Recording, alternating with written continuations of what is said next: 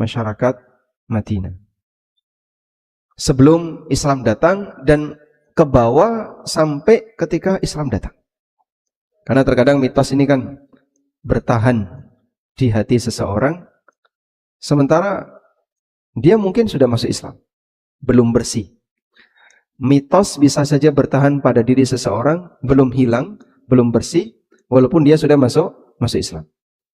Kaum muslimin di negara kita kan punya banyak sekali mitos ya. Dan pendidikan akidah, belajar agama, itu salah satu di antara manfaatnya adalah mengikis mitos yang ada.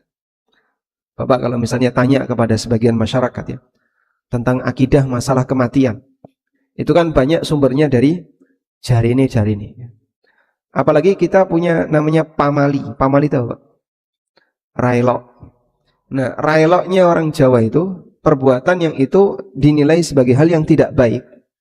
Railok berarti tidak elok, tidak baik ya. Perbuatan seperti ini dilarang dengan pertimbangan itu mitos. Awas jangan sampai duduk di atas bantal. Nanti nak udunan. Jangan makan di pintu nanti. Pripun? Kalau makan di pintu pantangannya. Jodohnya suwe. Nek nyapura resik bojone brengosan apa jenggotan? Jenggotan. Jadi model-model seperti ini terjadi di tengah masyarakat. Mangan nggak habis, pitike mati. Padahal rantai pitik. Itulah mitos yang berkembang di masyarakat. Dan yang punya itu muslim. Makanya kita belajar masalah akidah, pendidikan masalah akidah itu untuk mengikis mitos tadi. Mitos ini bertahan di tengah masyarakat Madinah. Saat Islam datang, ketika Islam datang, ini masih bertahan. Sebagian mitos ini bertahan.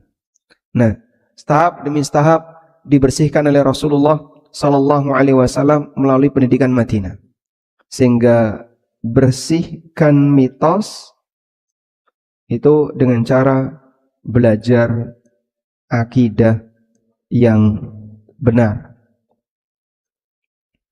Karena kalau orang tidak belajar akidah yang benar, keyakinannya itu dipengaruhi oleh budaya, dipengaruhi oleh apa yang menjadi pemahaman masyarakat. Ibarat sebuah gelas. Ketika gelas ini kosong, maka dia bisa diisi apapun. Mau diisi air comberan, mau diisi air berwarna merah, hijau, putih, semua bisa mengisinya. Tapi ketika kita isi gelas ini dengan air bening, maka yang ada adalah air yang bersih. Hati yang kosong bisa saja diisi dengan isi apapun. Makanya dengan belajar akidah yang benar, belajar akidah yang lurus, salah satu di antara manfaatnya adalah mengisi ruang yang bisa menjadi sumber keyakinan di hati yang masih kosong. Karena itu saat kita belajar masalah akidah, nanti terkadang benturan. Loh, selama ini yang saya pahami nggak kayak gitu. Selama ini yang saya yakini nggak kayak gitu. Nah, itulah benturan antara mitos dengan akidah yang lurus. Saat Nabi Shallallahu Alaihi Wasallam mengajarkan akidah yang lurus, sebagian akidah itu berbenturan dengan ideologi yang sudah dimiliki oleh sahabat sejak masa jahiliyah. Seperti ya, misalnya tentang apa? Tentang tatayur. Tatayur itu apa, Pak? Berkeyakinan sial. Keyakinan sial karena peristiwa tertentu yang nggak ada hubungannya. Misalnya karena hari tertentu, karena momentum tertentu, dia berkeyakinan sial dengan sesuatu yang nggak ada hubungannya. Dan kata Ibnu Mas'ud radhiyallahu anhu, saat Nabi sallallahu alaihi wasallam mengatakan, "At-tiyaratu syirkun, at-tiyaratu syirkun, at-tiyaratu syirkun." Tiarah itu syirik, tiarah itu syirik, tiarah itu syirik. Kata Ibnu Mas'ud, "Wa ma minna illa." Dan tidak ada satupun di antara kami kecuali dia punya penyakit tiarah itu. Jadi sekelas sahabat saja, model keyakinan tiarah ini juga sempat ada dalam batin mereka. Illa annallaha yudhibuhu bitawakkul. Hanya saja Allah menghilangkan penyakit tiarah tadi dengan tawakal. Baik, kembali lagi ke sini ya. Jadi mitos masyarakat Madinah tadi dipengaruhi oleh siapa? Yahudi. Alasannya? Karena mereka Sebelum Islam datang, penduduk Madinah itu agamanya adalah agama paganisme, tidak punya kitab suci, sehingga banyak di antara keyakinan masyarakat Madinah dipengaruhi oleh masyarakat Yahudi yang tinggal di sekitar Madinah. Nah, salah satu di antara keyakinannya ini. Dari Jabir bin Abdullah radhiyallahu anhu, Yahudi itu punya mitos, punya keyakinan, kalau seorang suami mendatangi istrinya dari belakang, tapi di kubulnya, kanal waladu ahwal, maka nanti kalau jadi anak, anaknya juling. Fanazalat, maka kemudian Allah turunkan, nisa'ukum harthul lakum, fa'tu harthakum anna syi'tum. Istri kalian adalah ladang bayi kalian, silahkan kalian datangi dari arah manapun yang kalian inginkan. Sekarang coba kita lihat tafsir dari Ibnu Katsir untuk ayat ini. Di sini saya bukakan tafsir Ibnu Katsir untuk surat Al-Baqarah ayat 223. Nisa'ukum harthul lakum fa'tu harthakum anna syi'tum wa qaddimu li anfusikum wattaqullaha wa'lamu annakum mulaquhu wa basyiril mu'minin.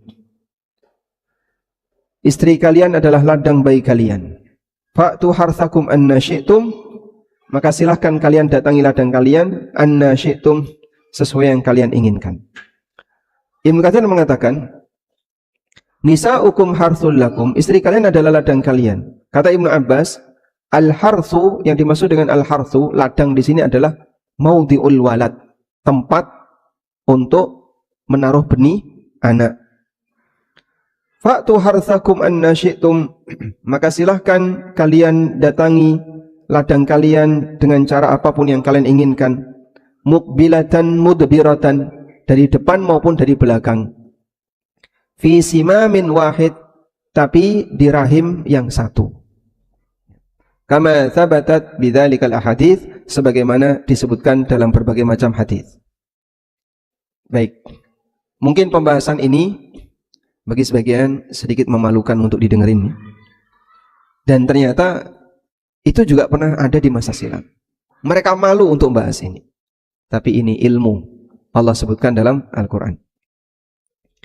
Qala al-Bukhari, kata Imam Bukhari, Jabir mengatakan, kanatil yahudu taqul, Yahudi itu mengatakan, idza jama'aha min wara'iha, kalau seorang suami mendatangi istrinya dari belakang, ja'al waladu ahwal, maka nanti anaknya juling. Kemudian Allah turunkan juga menceritakan bahwa Jabir bin Abdullah pernah menyampaikan, annal yahuda qalu lil muslimin, Yahudi itu pernah mengatakan kepada kaum muslimin, man ata imra'atahu mudbiratan, siapa yang mendatangi istrinya dari belakang, ja'al waladu ahwal, maka nanti anaknya juling. Lalu Allah turunkan ayat ini. Nah, sekarang kita lihat di sini ya. Pengaruhnya terhadap masyarakat Madinah. Ada satu hadis yang diriwayatkan oleh Imam Ahmad dari Abdurrahman bin Sabit. Beliau menceritakan, dakhaltu ala Hafsah. Aku pernah menemui Hafsah, putri dari Abdurrahman bin Abi Bakar. Berarti Hafsah ini apanya Abu Bakar As-Siddiq? Cucunya. Abdurrahman bin Sabit mendatangi cucunya Abu Bakar As-Siddiq, namanya Hafsah bintu Abdurrahman bin Abu Bakar. Abu Bakar As-Siddiq punya anak siapa? Abdurrahman. Abdurrahman punya anak Hafsah. Nah, ada Abdurrahman yang lain. Ini Abdurrahman bin Abi Bakar. Ada Abdurrahman yang lain, yaitu Abdurrahman bin Sabit. Abdurrahman bin Sabit ini mendatangi Hafsah. Selanjutnya, fakultu, kata Abdurrahman bin Sabit, beliau sampaikan kepada Hafsah, inni sa'iluki an amrin wa inni astahyi an as'alaki. Aku mau bertanya tentang sesuatu tapi aku malu untuk mengutarakan. Jadi jangankan masyarakat di zaman kita, masyarakat dulu yang mereka dalam masalah ilmu itu sangat serius, ketika mau bertanya ini kadang malu. Qalat, maka Hafsah mengatakan, "Fala tastahyi ya ibna akhi." Kamu enggak usah malu wahai anak dari saudaraku, wahai keponakanku. Qala, kemudian Abdurrahman bin Sabit mengatakan, "An ityanin nisa fi adbarihin." Aku mau bertanya tentang hukum seorang suami yang mendatangi istrinya dari belakang. Qalat, kemudian Hafsah menceritakan, "Haddatsatni Ummu Salamah." Aku mendapatkan berita dari Ummu Salamah. Ummu Salamah siapa? Istri Rasulullah sallallahu alaihi wasallam. Siapa nama aslinya? Hindun bintu Abi Umayyah. Aku mendatangi Ummu Salamah. Annal ansar kanu la yajbunan nisa. Bahwa lelaki Ansar itu tidak mendatangi istrinya dari belakang. Wa kanatil yahudu taqul. Sementara orang-orang Yahudi mengatakan, "Innahu man jaba imra'atahu." Siapa yang mendatangi istrinya dari belakang, kanal waladu ahwal, maka nanti anaknya juling. Falamma qadimal muhajirun al-Madinah. Ketika masyarakat muhajirin tiba di kota Madinah, nakahu fi nisa'il ansar. Mereka menikahi wanita Ansar. Nah, mitos ini enggak ada di Mekah. Adanya di Madinah. Fajabauhunna. Maka mereka mau mendatangi istrinya dari belakang. Fa'abat imra'atun. Karena istrinya orang Ansar nolak. Akhirnya geger jadi berita viral. Padahal itu aslinya masalah ranjang. Cuman karena ini menimbulkan masalah besar sehingga sampai jadi berita viral di Madinah.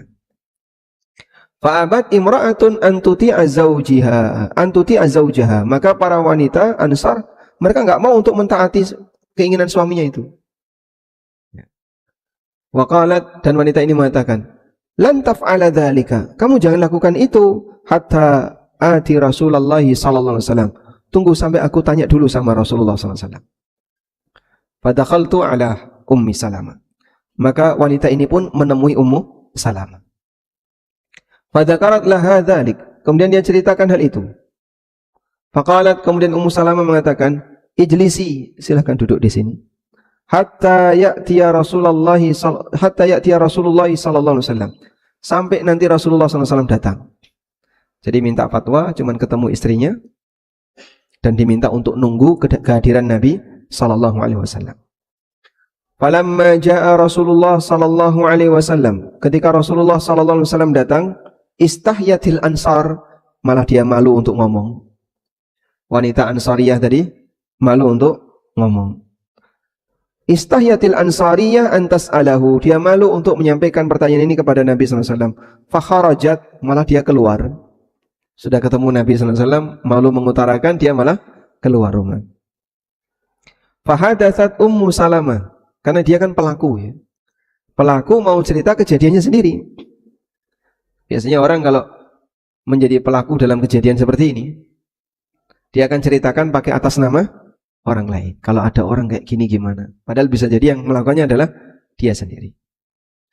Fahadatsat Ummu Salamah Rasulullah sallallahu alaihi wasallam. Lalu Ummu Salamah pun menceritakan kepada Rasulullah sallallahu alaihi wasallam. Kemudian Nabi sallallahu alaihi wasallam mengatakan, "Ud'i, panggil dia. Ud'il ansariyah, panggil wanita Ansariyah tadi." Fada'aitu, kemudian aku memanggilnya. Setelah wanita Ansariyah ini datang, fatala 'alaiha hadhil ayah. Rasulullah SAW membacakan ayat surat Al-Baqarah tadi, ayat 223. Nisa'ukum harthul lakum fa'tu harthakum anna syi'tum. Wanita istri kalian adalah ladang bagi kalian, karena itu silakan kalian datangi ladang kalian anna syi'tum, dari arah manapun yang kalian inginkan. Simaman wahida, di satu titik yang sama. Artinya tidak boleh di dubur, bolehnya di kubul. Baik. Kemudian juga disebutkan dalam hadis yang lain dari Ibnu Abbas radhiyallahu anhuma. Umar datang kepada Rasulullah sallallahu alaihi wasallam. Faqala, lalu Umar mengatakan, "Ya Rasulullah, halaktu." Ya Rasulullah, aku melakukan dosa. Halaktu itu ungkapan untuk mengatakan aku binasa. Maksudnya aku berbuat dosa. Qala Nabi sallallahu alaihi wasallam mengatakan, "Man ladzi ahlakaki? Man ladzi ahlakaka?" Apa yang menyebabkan kamu berdosa? Apa yang membinasakanmu? Qala, "Hawwaltu rahli bariha." Hawwaltu rahli al-bariha. Aku membalik tungganganku tadi malam.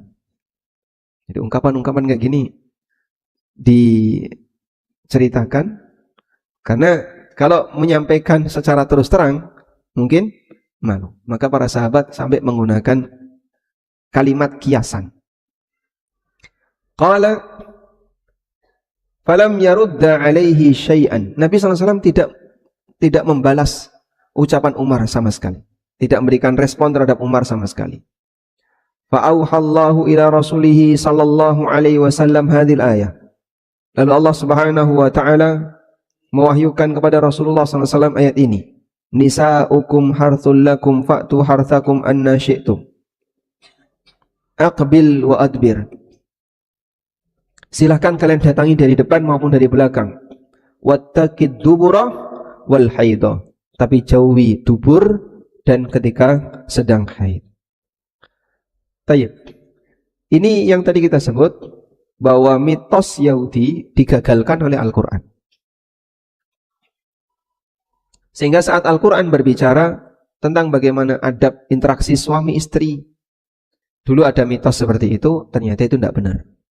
Andaikan tidak ada penjelasan Al-Quran, mungkin mitos itu bertahan sampai sekarang. Dan akan jadi pamali ya, yang ada di kalangan masyarakat. Tayyib. Walhamdulillah, dengan adanya Islam, maka kita sudah tidak memiliki lagi model mitos semacam ini. Ada mitos apa dalam masalah keluarga, Pak? Di masyarakat kita? Tidak ada ya? Tidak ada, alhamdulillah.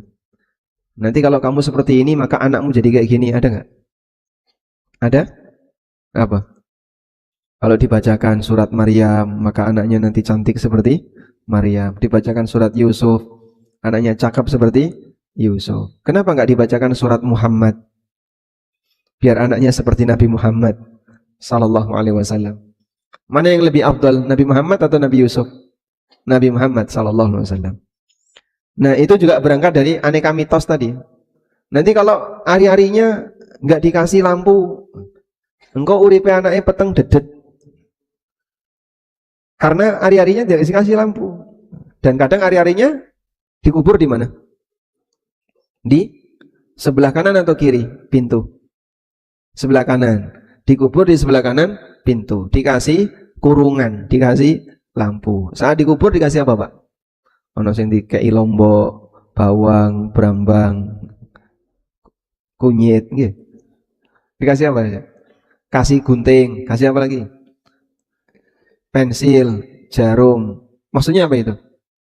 Biar nanti kalau besar bisa jahit, pinter nulis. Kenapa nggak dikasih emas? Biar kalau besar jadi juragan emas. Itu berangkat dari mitos. Nah, kita bersihkan mitos seperti itu. Dan sampai sekarang masih banyak seperti itu. Sekarang masih banyak. Mungkin, tapi Pak, katanya orang dulu itu kenapa dikasih lampu? Biar nggak digali sama anjing katanya. Sebab kalau nggak dikasih lampu, nanti anjing datang, kemudian menggali karena baunya. Ya, kalau memang alasannya seperti itu, tinggal gali aja yang dalam. Dan buat agar tidak bau. Sehingga tidak dimakan anjing. Dan kalaupun dimakan anjing, ya sudah. Karena itu bukan bagian dari manusia yang dimakamkan bersama dengan manusia. Maksudnya begini ya. Yang keluar dari manusia, ini ada yang bentuknya dibuang bebas. Dibuang bebas ya. Dalam arti tidak harus dikubur. Sehingga yang penting adalah tidak diamankan agar tidak ganggu. Diamankan agar tidak ganggu. Ini contohnya apa? Kotoran, najis. Benda-benda najis, amankan agar tidak ganggu. Contoh yang lain, ludah. dahak, liur, dan seterusnya. Yang kedua, dikubur. Dikubur, tapi kuburnya bebas. Dikubur bebas ini artinya tidak harus di pemakaman. Sehingga yang penting pokoknya dia ditaruh di dalam tanah, bebas posisi. Ini contoh adalah kuku, rambut, kemudian ari, potongan organ. Kalau ada orang misalnya jarinya putus, kakinya putus, telinganya putus, atau potongan organ apapun, apakah potongan organ ini statusnya manusia? Bukan. Ini bukan manusia, tapi dia potongan organ manusia. Lalu ditaruh mana potongan organ seperti ini? Kuburkan, selesai. Nanti kalau misalnya ada binatang yang makan, ya kalau bisa jangan. Tapi kalau misalnya dimakan, tidak ada masalah. Artinya ini bukan termasuk manusia yang dihormati sebagaimana posisi manusia. Yang ketiga, jasad manusia. Nah, ini disikapi khusus. Disikapi khusus. Yaitu dimandikan, dikafani, disolati, dimakamkan. Kalau kita bicara muslim ya. Kalau non muslim ya, cukup langsung dimakamkan. Nah, disikapi khusus ini ada dua. A, kepala. Jika hanya ditemukan kepala saja, maka kepala diperlakukan yang sama.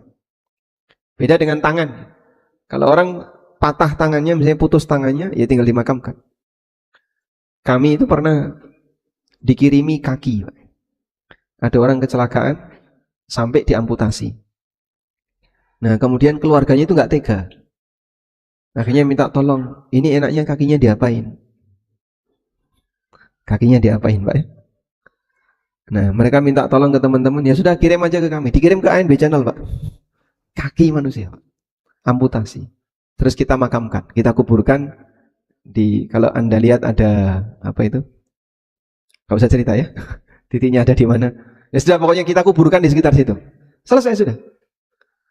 Artinya ini tidak kita sikapi sebagai manusia, karena dia bukan organ paling vital yang mewakili manusia.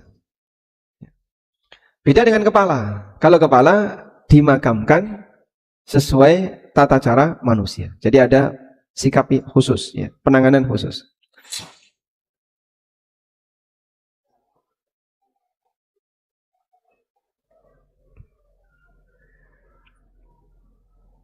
Mohon maaf ya, sebentar.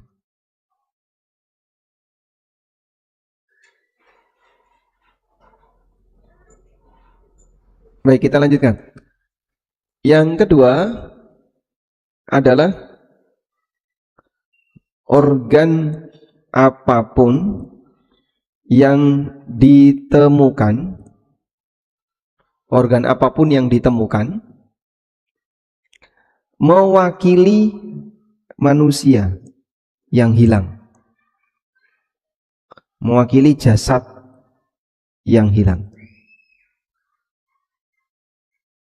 Jadi misalnya ada korban ledakan. Ketika meledak, hancur semua badannya. Dicari, di mana si A? Si A itu ada di situ waktu meledak, tapi hancur semuanya. Cuman ketemu tangan saja, atau ketemu kaki saja. Maka tangan dan kaki ini dianggap mewakili yang bersangkutan, sehingga dia dikumpulkan, dimandikan sebisanya, dikafani, kemudian disolati, dimakamkan. Sebagaimana perlakuan jasad manusia muslim. Baik. Berarti ari-ari masuk yang mana? Masuk yang ini, Pak, dikubur bebas. Ya, mau ditaruh di pekarangan, mau ditaruh di manapun bebas. Sebagaimana kuku ditanam bebas, rambut juga sama, potongan organ yang lain juga seperti itu. Dia tidak disikapi sebagaimana manusia. Maka tidak ada perlakuan kayak tadi ya. Harus dimandikan, dikafani, kemudian dikasih kemiti, dikasih apalagi jarum, pensil dan seterusnya. Wallahu alam. Sekarang kita akan beralih ke hadis berikutnya.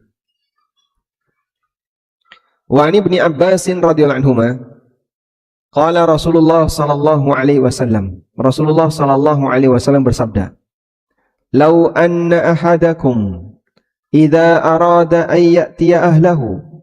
Kalau kalian hendak mendatangi istrinya, qala, kemudian dia membaca, "Bismillah, Allahumma jannibna syaitan wa jannibish syaitana ma razaqtana." Bismillah, dengan nama Allah. Ya Allah, jauhkanlah kami dari setan, dan jauhkanlah setan dari apa yang rizki yang kau berikan kepada kami. Rizki yang dimaksud di sini anak. Rizki yang dimaksud di sini adalah anak. Karena rizki itu lebih umum daripada harta dan materi. Rizki itu mencakup apa saja, Pak? Semua yang Allah berikan ke kita itu rizki. Baik bentuknya materi, anak, kemudian aneka yang kita punya, termasuk misalnya kesehatan yang kita punya, lalu Anda punya status sosial, dimuliakan oleh masyarakat, itu semuanya adalah rizki. Jadi rizki tidak hanya terbatas pada makanan, tidak hanya terbatas pada harta, dan seterusnya. Karena itu di sini Nabi SAW mengatakan dalam doa ini, "Wajannibis syaitana ma razaqtana," dan jauhkanlah setan terhadap apa yang rizki yang kau berikan kepada kami, yaitu anak. Jauhkanlah anak kami dari godaan setan. Fa innahu in yuqaddar bainahuma walad fi dzalika. Karena jika ditakdirkan dia punya anak, lam yadurrahu syaitanu abada, maka setan tidak akan membahayakannya sama sekali. Setan tidak akan membahayakannya selamanya. Muttafaqun alaih, hadis riwayat Bukhari Muslim. Anda lihat di sini ada kata bismillah. Apa fungsi bismillah? Sebagai tabir antara pandangan jin dan aurat manusia. Nabi sallallahu alaihi wasallam pernah mengatakan, "Sitru baina auratil jin, sitru baina ayunil jinni wa aurati bani Adam, idza wada'a thawbahu ay yaqula bismillah." Tabir antara pandangan jin dengan aurat manusia, ketika dia melepas pakaiannya, dia membaca bismillah. Maka ini berlaku umum, baik ketika diranjang, masuk toilet, ganti baju di kamar, dan seterusnya, Anda baca bismillah. Selanjutnya, dalam hadis ini Nabi SAW menyampaikan satu doa sebagai perlindungan dari makhluk yang tidak kelihatan, yaitu setan. Perlindungan dari makhluk yang tidak kelihatan, yaitu setan, yang ini tidak mungkin bisa diketahui oleh manusia kecuali melalui jalur kenabian. Maka Rasulullah SAW menjelaskan ini agar masyarakat sadar dan mewaspadainya. Karena itulah doa semacam ini sudah selayaknya dihafalkan oleh siapapun yang sudah berkeluarga. Walaupun kita tahu ya, sebagian masyarakat terkadang nggak ngerti. Bahkan dia baru tahu setelah punya cucu 5 itu baru tahu. Berarti selama ini gimana? Wah, serang gobris mas. Orang ngerti ono dongane apa? Kadang tak wacakno Yasin dhisik, Mas. Tayyib, padahal doanya sangat singkat dan tidak ada ritual apapun untuk melakukan aktivitas hubungan badan selain doa yang diajarkan Nabi SAW ini. Ada sebagian orang yang sebelum melakukan hubungan badan itu pakai ritual dulu, Pak. Upacara adat. Apa ritualnya? Sesuai dengan yang dia yakini. Misalnya melakukan doa-doa tertentu, zikir-zikir tertentu, bacaan-bacaan tertentu, baru melakukan hubungan badan. Padahal tidak harus ada seperti itu. Nah, sekarang ada pertanyaan. Ada orang yang sudah melakukan seperti ini, tapi ketika anaknya lahir, belingnya Masya Allah, nakal. Pak Ustadz, katanya setan tidak akan membahayakan dia. Berarti kan seharusnya anak saya tidak diganggu setan. Tapi kok ini anak saya, Masya Allah, bikin pusing orang tua. Apa pas gawe orang maco, lali. Nah, ini ada keterangan yang disampaikan oleh para ulama. Sekarang coba kita lihat di sini. Laisa makna qaulihi sallallahu alaihi wasallam. Bukanlah makna sabda Nabi sallallahu alaihi wasallam, lam yadurrahu syaitanu abada. Setan tidak akan membahayakan dia selamanya. annahu yaslamu min jami'i wasawisi syaitan, bahwa anak ini akan selamat dari semua waswas setan. Bukanlah makna dari sabda Nabi SAW, siapa yang sebelum hubungan badan dia membaca doa tadi, maka setan tidak akan membahayakannya sama sekali. Bukan berarti ketika anak itu lahir, kemudian dia selamat dari semua godaan setan. Faqad naqala an-Nawawi wa ghairuhu, An-Nawawi dan ulama yang lain menukil keterangan Al-Qadhi Iyad. Menukil keterangan Al-Qadhi Iyad di mana beliau mengatakan, walam yahmilhu ahadun 'alal umum. Tidak ada seorang pun ulama, saya ulangi, tidak ada seorang pun ulama yang memahami hadis ini sebagaimana makna tekstualnya. Fi jami'id darari wal waswasati wal ighwa, di mana setan tidak bisa memberikan bahaya apapun, godaan apapun, atau menyesatkan di area apapun. Sehingga bukan makna hadis, orang ini nanti akan jadi maksum dari setan. Kalau makna hadis dia jadi maksum dari setan, berarti kan tidak ada manusia berdosa di alam ini, Pak. Apalagi untuk wilayah yang mayoritas muslim, dan muslimnya sudah muslim berpendidikan, tahu tentang bagaimana adab sebelum hubungan badan. Tapi kenyataannya tetap juga ada orang yang nakal di situ. Maka dijelaskan oleh Al-Qadhi Iyad, tidak ada satupun ulama yang memahami hadis ini sesuai dengan makna tekstualnya, di mana anak ini ketika terlahir akan terbebas dari semua godaan dan gangguan setan. Namun makna yang tepat adalah annahu la yatasallatu alaihi tasallutan. Setan tidak bisa menguasai anak itu 100%. Yukhrijuhu bihi anil Islam, yang menyebabkan dia keluar dari Islam dan fitrah. Jadi harapannya ketika orang tua itu melakukan hubungan badan dan sebelumnya dia berdoa, semoga nanti anak yang terlahir ini bertahan jadi muslim sampai mati, tidak dikuasai oleh setan 100%. Bal qad yamassuhu syaitan, meskipun terkadang dia digoda oleh setan, lakinnahu sur'an, tapi cepat hilang, ma yatafattanu wa yatanabbahu lidzalika, dan tidak bertahan pada dirinya. Faraji'u ila rabbih wa yatadakkaru maqamahu, kemudian dia segera kembali kepada Allah dan ingat peringatan Allah. Baina yadayhi ala haddi qaulihi ta'ala, innal ladzina taqaw idza massahum ta'ifatun minasyaitani tadakkaru fa idza hum mubsirun. Orang yang bertakwa itu apabila mereka diganggu oleh sekelompok setan, dia segera ingat, kemudian dia sadar. Baik. Jadi yang dimaksud dalam hadis ini adalah tidak diganggu setan dalam arti apa? Tidak dikuasai setan 100%. Dan ini hanya salah satu sebab orang bisa selamat dari gangguan setan. Masih ada sebab-sebab yang lain. Nah, kalau cuma baru salah satu, tapi sebab yang lain bisa jadi tidak mendukung, maka mungkin saja terjadi penyimpangan yang muncul di tengah manusia disebabkan gangguan setan. Wallahu a'lam. Walhamdulillahi rabbil alamin. Baik. Kemudian di sini saya bacakan satu hadis lagi. Wa an Abi Hurairah radhiyallahu anhu, anin Nabi sallallahu alaihi wasallam qaal, dari Abu Hurairah radhiyallahu anhu, Nabi sallallahu alaihi wasallam bersabda, "Idza da'a ar-rajulu imra'atahu ila firashihi." Ketika seorang suami mengajak istrinya untuk hubungan badan di ranjang, fa'abat an taji'a, tapi dia enggak mau untuk mendatangi panggilan suaminya, la'anat hal malaikatu hatta tusbih, maka dia akan dilaknat oleh malaikat sampai subuh. Muttafaqun alaih, hadis riwayat Bukhari Muslim. Wal lafdzu lil Bukhari, dan lafadznya ada dalam Sahih Bukhari. Wali Muslim, dalam lafadz Muslim, kana alladzi fis sama', zat yang berada di atas, sakhitan 'alaiha, akan murka kepadanya. Allah murka kepadanya. Hatta yarda anha, sampai suaminya ridho. Kok enak jadi suami ya, Pak? Kalau sebaliknya apakah seperti itu, Pak? Istri mengundang suaminya, tapi suaminya enggan, milih mancing daripada istrinya. Apakah juga suami akan dilaknat oleh malaikat?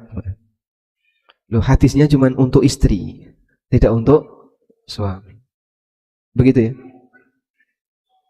Karena memang berbeda suasananya. Ya. Jadi secara naluri syahwat itu seperti api. Syahwat bagi lelaki itu seperti api. Ketika tidak ada penyaluran yang halal, sementara yang halal ini menghindar, maka kobaran api ini akan semakin parah. Dan itu berbahaya. Sehingga ketika seorang lelaki sudah punya tempat yang halal, namun ternyata yang halal ini nggak mau untuk didatangi, itu akan menyebabkan yang bersangkutan dilaknat oleh malaikat. Karena ini berbahaya. Ini berbeda dengan wanita. Wanita ketika punya hasrat misalnya, tapi tidak dipenuhi, lebih bisa cepat hilang daripada ketika lelaki yang punya hasrat tidak dipenuhi. Dan Allah Subhanahu wa taala jadikan aturan ini berlaku bahwa ketika seorang lelaki menghendaki istrinya tapi dia nggak mau, dilaknat oleh malaikat sampai subuh.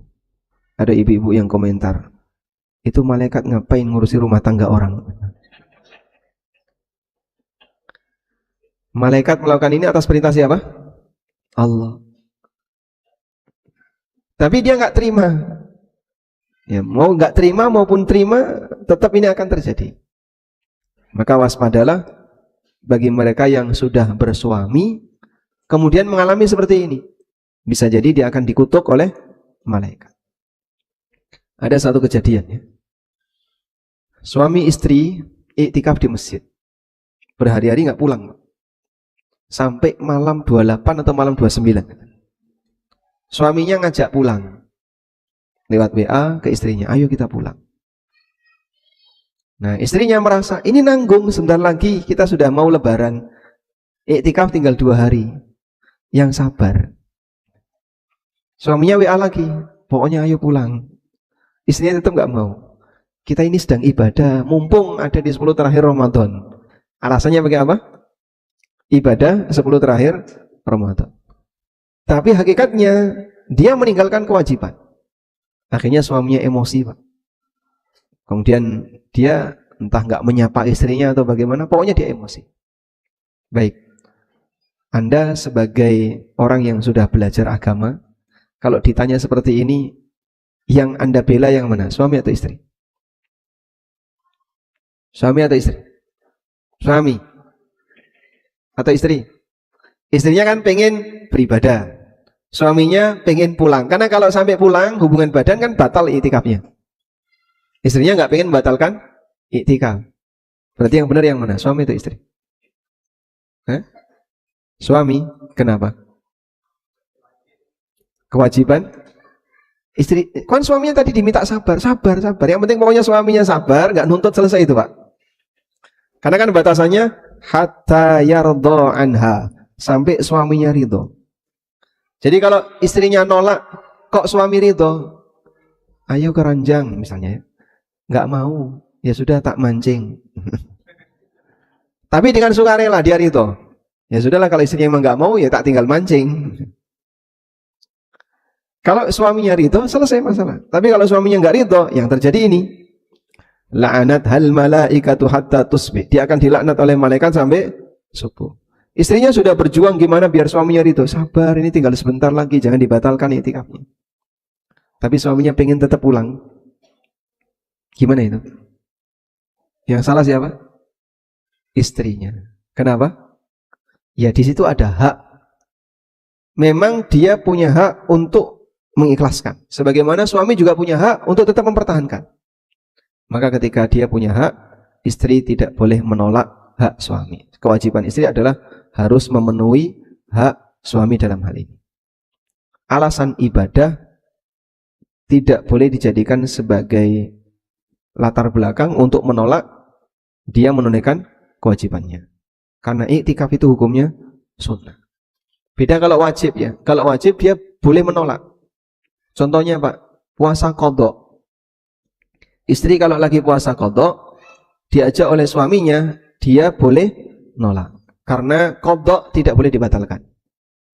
Contoh yang lain, saat sedang ihram, apa hukumnya hubungan badan ketika ihram?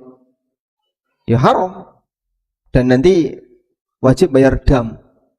Bahkan dalam haji, kalau belum tahallul tsani, nggak boleh melakukan hubungan badan. Tahallul dalam haji itu ada berapa?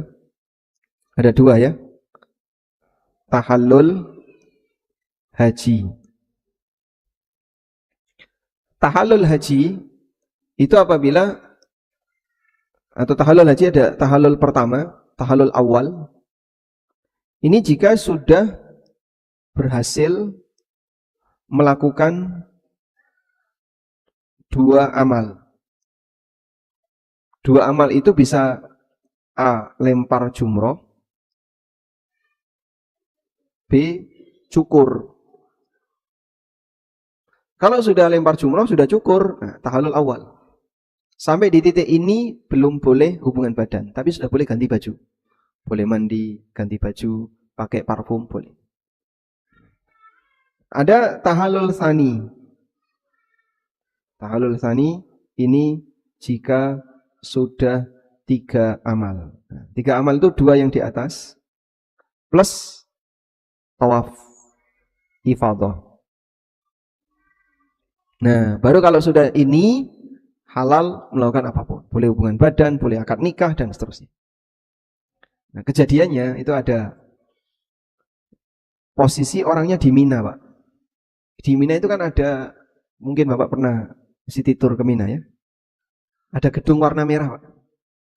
Gedung warna merah itu adalah apartemen yang dipakai wukuf di Mina atau mabit di Mina orang-orang yang kaya. Kalau orang Indonesia kan di tenda-tenda warna putih itu. Kalau orang Qatar, Abu Dhabi, orang Arab, itu mabit di Mina, mereka mabitnya di apartemen warna merah. Nah, dia satu kamar dengan istrinya. Sudah lempar jumroh, sudah cukur, belum tawaf ifadah. Terus melakukan hubungan badan. Ya sudah, kena dam. Ini efek dari tinggal di kamar ya, yang dingin. Coba kalau tinggal di tenda, ramai banyak orang, lebih aman ya. Makanya orang Indonesia diamankan dengan cara itu ya. Baik.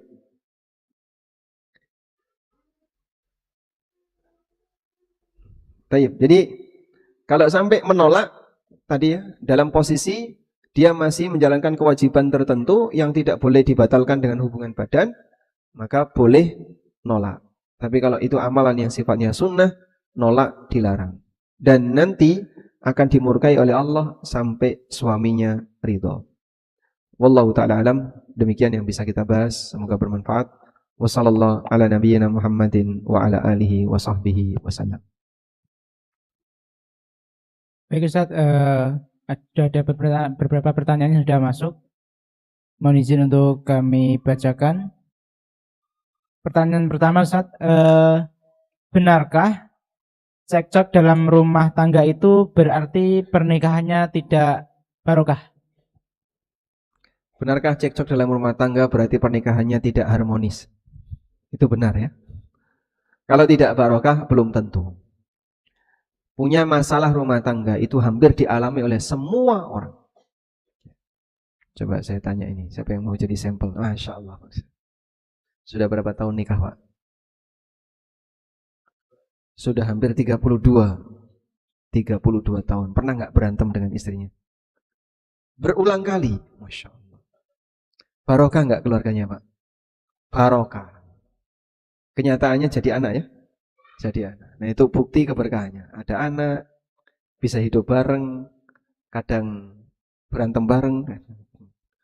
Jadi sebatas cekcok dalam rumah tangga belum bisa kita jadikan sebagai indikator bahwasanya rumah tangganya tidak barokah. Karena lumrah yang namanya sebuah rumah tangga ada gesekan antara suami istri. Coba di antara bapak ibu yang tidak pernah berantem suami istri, angkat tangan. Boleh pulang dulu. Tidak ada ya. Semua pasti pernah melakukan itu. Karena itu ketika berantem suami istri itu bukan akhir dari segalanya. Bukan akhir dari segalanya. Artinya itu adalah bumbu dalam rumah tangga. Walaupun bukan berarti diperbanyak. Namun kalau bisa ya ditekan sebisa mungkin. Meskipun kalau itu terjadi, Anda tidak perlu berkecil hati. Oh berarti sudah habis ini keluarga saya. Keberkahannya hilang. Tidak demikian. Wallahu a'lam. Baik Ustaz, pertanyaan berikutnya. Ustadz, apakah istri itu harus selalu sabar walaupun diperlakukan secara zalim? Apakah benar seorang istri wajib selalu menuruti semua keinginan suami? Dua pernyataan tadi tidak benar ya. Sabar itu tidak harus bertahan. Bisa juga sabar ketika dia milih pisah. Pada kondisi ketika dia dizalimi oleh suaminya, dan itu akan sangat berbahaya bagi dia. Kalau saya begini terus Pak Ustadz, saya nanti stres, saya tidak bisa ibadah, saya tidak bisa ini, tidak bisa ini. Akan ada banyak yang tidak bisa dia lakukan gara-gara tekanan dari suaminya. Maka mungkin berpisah lebih baik. Dan terkadang sebagian wanita lebih milih untuk hidup sendiri daripada bersama tapi disakiti. Gitu ya. Sehingga ketika dia sendiri pisah dari suaminya, namun dia bisa aktif untuk beribadah kepada Allah, bisa melakukan ketaatan kepada Allah. Apalagi dia punya kecukupan, dia punya amal usaha misalnya, atau dia punya bisnis untuk mengembangkan usahanya, dia punya sumber pendapatan. Artinya tidak harus menggantungkan kepada nafkah suami. Mungkin bagi dia untuk bertahan sendirian. Maka bisa jadi pilihan sabar dalam bentuk pisah tidak bersama dengan suami, bisa jadi itu yang lebih baik. Namun semacam ini perlu banyak pertimbangannya. Misalnya dengan dia tanya ke keluarganya, minta saran dari orang tuanya dan seterusnya, agar jangan sampai diputuskan sendiri. Karena kalau dia punya banyak pertimbangan, semoga nanti banyak yang membantu ketika dia punya masalah sampai harus pisah. Termasuk juga yang kedua, apakah istri harus menuruti semua keinginan suami? Ya tidak. Kalau keinginannya maksiat jangan dituruti. La ta'ata li makhlukin bi maksiatil khaliq. Tidak boleh ada ketaatan bagi makhluk yang isinya maksiat kepada khaliq. Sehingga apabila perintahnya isinya maksiat, maka istri boleh tidak nurut. Atau perintahnya di luar kemampuan istri. Suaminya minta, kamu harus benerin genteng. Waduh. Istri bisa nggak benerin genteng? Suaminya aja nggak bisa, nyuruh tukang. Kalau nggak benerin genteng nanti tak tinggal. Nah, di posisi seperti ini yang itu bukan pekerjaan wanita, dan wanita akan beresiko ketika kerja di tempat seperti itu. Sementara dia nggak punya pengalaman, ya dia boleh nolak. Aku nggak bisa, karena ini di luar kemampuan sang istri. Wallahu a'lam. Baik Ustadz, pertanyaan berikutnya. Ustadz, sepasang suami istri yang belum memiliki keturunan diberikan tips atau untuk membalurkan air mani suami ke wajah. Pertanyaannya, apakah hal itu ada di dalam hadis Ustadz? Bagaimana hukumnya yang demikian? Itu mitos dari mana kayak gitu? Ya malah nggak bener kan? Seharusnya air mani itu ditaruh di rahim, ini malah ditaruh di wajah. Gimana mau jadi anak? Ada cerita ini ya. Udah pernah dengar ceritanya belum Pak? Wah belum. Jadi ada santri ma'had, putra putri nikah. Setelah bertahun-tahun dia nggak punya anak. Akhirnya dia periksa ke dokter spesialis kandungan. Mau ngecek kenapa sih kok nggak punya anak. Istrinya di USG nggak ada masalah. Kemudian suaminya cek air mani nggak ada masalah. Kalian tuh normal. Loh, tapi kenapa kita kok nggak bisa punya anak? Kami pengen punya keturunan. Akhirnya iseng dokter ini tanya, biasanya air maninya dikeluarkan di mana? Di dalam atau di luar? Barangkali dibuang. Terus mereka bilang di pusar. Selama ini dikeluarkan di tali pusar, Pak. Di pusarnya, bukan di tali pusar ya. Air maninya dikeluarkan di pusar. Tahunya seperti itu. Dokternya mau ketawa wedi dosa, Pak. Arep ngguyu wedi dosa iki piye, Pak? Ya pantas saja, karena ternyata malah ditaruh di luar, bukan ditaruh di dalam rahim. Sehingga tidak menghasilkan anak. Ya itu semuanya jelas nggak benar ya, dan itu mitos yang nggak jelas asal usulnya, bahkan itu sebuah kesalahan. Wallahu a'lam. Tadi pertanyaan ada dalilnya atau tidak? Mungkin saya tegaskan saja nggak ada dalilnya. Walaupun saya tidak pernah meneliti sampai di situ, namun tidak ada hadis yang menjelaskan tentang itu. Nah, Baik Ustaz, pertanyaan berikutnya. Mohon maaf Ustaz, bagaimana dengan hukum berhubungan istri tapi bukan pada tempatnya Ustaz, di tempat makan atau tempat berbicara Ustaz? jadi oral seks, memasukkan kemaluan ke dalam mulut. Memang ini budaya yang dilakukan oleh sebagian kaum muslimin, diimpor dari barat. Apakah ini termasuk diperbolehkan ataukah dilarang? Sebagian ulama ada yang menegaskan ini dilarang. Ada yang juga kemudian mengatakan nggak ada dalil yang melarang itu. Meskipun pertimbangannya sifatnya adalah pertimbangan adab. Jadi ada yang melarang dengan tegas dan ada yang mengatakan ya nggak ada dalil yang melarang tegas. Larangan tegas itu di dubur dan di posisi ketika wanita sedang haid. Kalau dubur dan wanita sedang haid, ini dosanya dosa besar. Sedangkan di mulut, apakah ini masuk pada larangan yang nilainya dosa ataukah tidak sampai dosa? Ada yang mengatakan nggak ada dalil tegas, namun larangannya karena pertimbangan adab. Pertimbangan adabnya adalah satu, itu bukan tempat untuk menebar benih anak.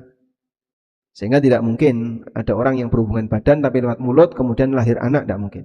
Padahal Allah Subhanahu wa taala perintahkan agar ketika hubungan badan tujuannya adalah untuk bisa mendapatkan keturunan. Yang kedua, mulut itu tempat masuknya sesuatu yang mulia.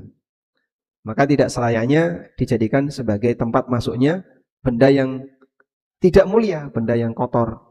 Apalagi nanti akan keluar madhi.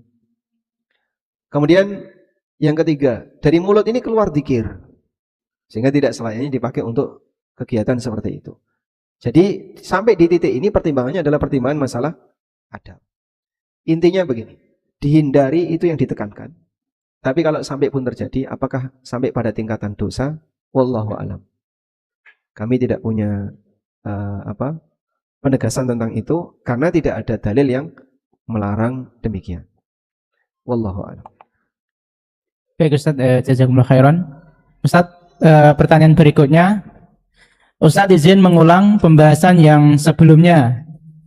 Disebutkan bahwa ada kafaroh ataupun denda bagi seorang yang berhubungan suami istri setelah haid namun belum mandi besar untuk bersedekah setengah dinar. Pertanyaannya, bagaimana kalau sedekah itu dengan cara memotong uang yang dipinjam seseorang karena orang tersebut sulit ataupun keberatan untuk membayar hutangnya, Ustaz? Tayyib. Bagaimana jika sedekahnya bentuknya adalah dengan menghilangkan utang, memutihkan utang yang ada di tempat orang lain? Wallahu alam, saya tidak punya keterangan tentang itu. Tapi kalau kita turunkan dari masalah bayar zakat itu tidak boleh dalam bentuk pemutihan utang. Dan ini pendapat jumhur ulama. Dan ada yang mengatakan boleh, dan ini pendapat Tawus bin Kaisan, ulama tabi'in. Nah, sekiranya kalau kita turunkan dari kasus ini, ya, berarti menurut jumhur, Anda punya kewajiban untuk mengeluarkan sesuatu, yaitu bersedekah, sebagai utang agama, karena melakukan pelanggaran tadi, maka jangan bentuknya dengan memutihkan utang orang lain. Ini yang lebih selamat, dalam arti mengikuti prinsip kehati-hatian. Karena begini, dia itu kan punya kewajiban membayar. Kewajiban membayar itu bisa bentuknya zakat, bayar dam, bayar apa lagi? Kafaroh sumpah, bayar kafaroh nadar, bayar kafaroh zihar, bayar fidyah karena meninggalkan puasa. Jadi bentuknya bayar. Karena bayar berarti ada sesuatu yang dikeluarkan. Nah, ketika ada sesuatu yang dikeluarkan, tapi yang dia lakukan bukan mengeluarkan sesuatu, tapi memutihkan yang sudah ada di luar. Memutihkan yang sudah ada di luar. Utangnya si A, utangnya si B yang lama nggak dibayar, udahlah saya anggap putih, saya anggap ini sebagai gantinya yang itu. Nah, pertimbangan jumhur, berarti yang dia lakukan bukan membayar, yang dia lakukan adalah menahan harta, memutihkan yang ada di luar. Makanya jumhur menilai zakat seperti ini Tidak boleh. Sementara ada juga berpendapat boleh sebagaimana pendapat Tawus. Kalau Anda mengikuti pendapat Tawus, ya mungkin bisa diturunkan dari situ, sehingga insya Allah boleh dengan cara memutihkan utang yang ada di luar. Wallahu a'lam. Baik Ustaz, menyambung berkaitan dengan zakat tadi Ustaz. Ada kasus seperti ini Ustaz, ada yang mau bayar zakat mal, mau diberikan kepada orang yang berhutang Ustaz, dengan cara diberikanlah uang kas itu dengan syarat kamu bayar uang utangmu sama saya gitu Ustaz. Gimana Ustaz? Tidak boleh. Tidak boleh Ustaz. Ya, sama seperti yang pertama tadi. Dan para ulama mengatakan kalau itu disyaratkan, seperti keterangan Syekh Abdullah Al-Jibrin, kalau itu disyaratkan dan diwajibkan, saya akan ngasih zakat ke kamu dengan syarat utangmu nanti harus bayar ke saya. Tidak boleh. Baik Ustaz, pertanyaan berikutnya, apakah taat kepada pasangan boleh mengalahkan taat kepada Allah? Taat kepada pasangan tidak boleh mengalahkan taat kepada Allah.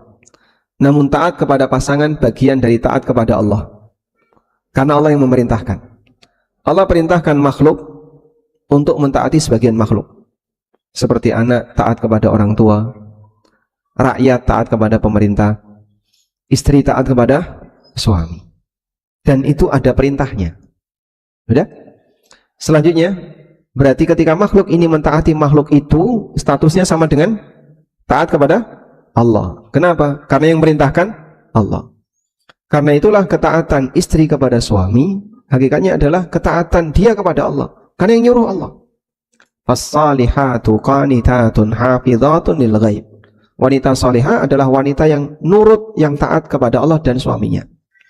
Untuk itulah, selama perintah suami ini tidak melanggar aturan Allah, maka pada prinsipnya istri wajib untuk taat kepada suaminya.